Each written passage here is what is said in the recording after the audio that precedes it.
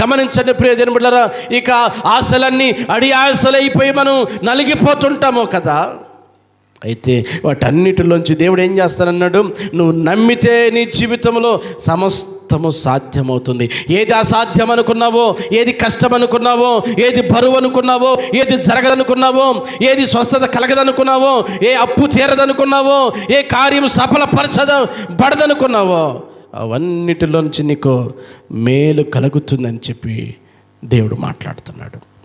కాబట్టి క్రీస్తునందు ప్రియులారా, ఈ రాత్రి వేళ మనం గమనిస్తే యేసుక్రీస్తుని మనం నమ్మితే ఏం కలుగుద్దంట చెప్పండి? సమస్తమును సాధ్యం చేసి సహాయము చేస్తాడు మనకి.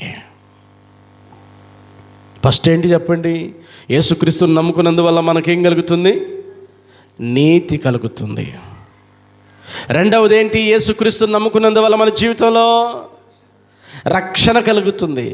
మూడవది ప్రియ దేవుని బిడ్డలారా, యేసుక్రీస్తుని నమ్మినందువల్ల మన జీవితంలో ఏం కలుగుతుందంటే, ఏదైతే అసాధ్యమో అనుకున్నామో,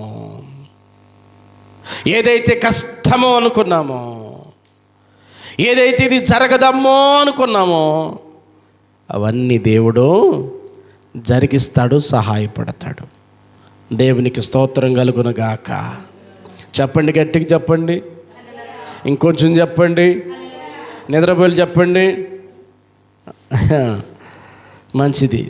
కాబట్టి యేసుక్రీస్తుని మనం నమ్మితే మన జీవితంలో ప్రియ దేవుని బిడ్డలారా గొప్ప కార్యములు మన జీవితంలో మనం చూడవచ్చు.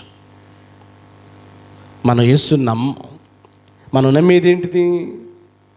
అంతరాలను, తంత్రాలను, మంత్రాలను కదా, ఈ బూతులను, నిమ్మకాయలను, ఎంట్రుకలను, మిరపకాయలను, అయ్యి మనం నమ్మేది.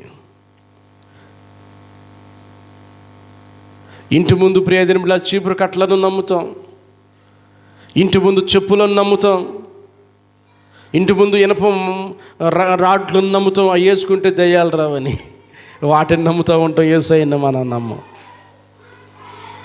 యేసయ్యను నమ్మితే కదా మన జీవితంలో మేలు జరిగేది. యేసయ్యను నమ్మితే కదా మన జీవితాలు దీవించబడేది, ఆశీర్వదించబడేది. యేసయ్యను నమ్మకపోతే మన జీవితంలో ఏం కలుగుద్ది మేలు? కాబట్టి క్రీస్తునందు ప్రియులారా జ్ఞాపకం చేసుకుందాం. ఏంటంటే యేసుని నమ్మితే మన జీవితంలో మనం నీతిమంతులుగా తీర్చబడతాం. యేసుని నమ్మితే మన జీవితంలో ఏంటంటే గమనించండి, రక్షించబడతాం. యేసుని నమ్మితే మన జీవితంలో సమస్తమును సాధ్యపరుచుకొని ఆయన సహాయాన్ని పొందుకుంటాం. హల్లెలూయా.